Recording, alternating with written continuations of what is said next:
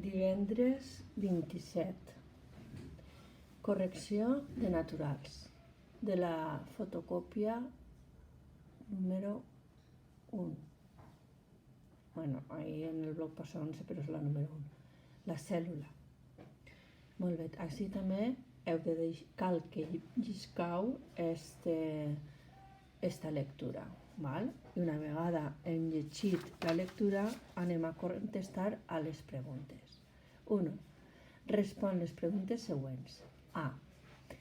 Com se sentien els xiquets abans de mirar pel microscopi? Els alumnes estaven impacients per saber què es podia veure a través del microscopi. B. Pregunta B. Què els va explicar la professora abans que l'utilitzaren?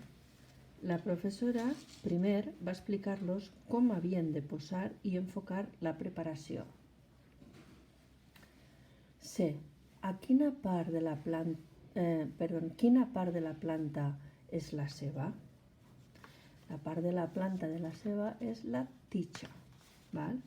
La ceba, això vos ho explico, la ceba és un bulb, és el bulb de la planta, val?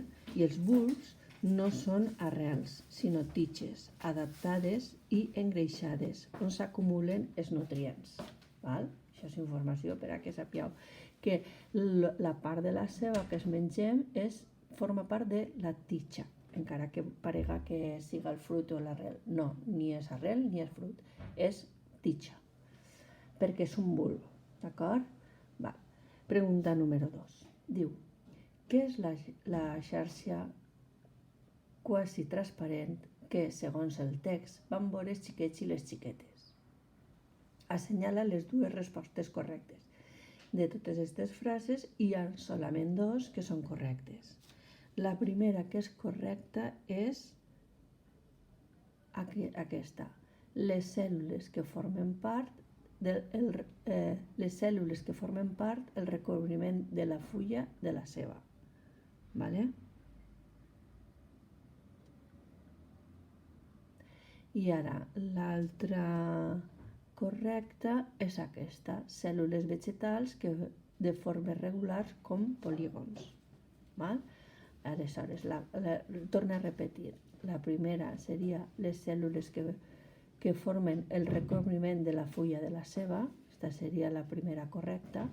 I la segona correcta seria cèl·lules vegetals de formes regulars com polígons. Aquí seria l'altra correcta. Molt bé, espero que us hagi eixit bé. Adeu.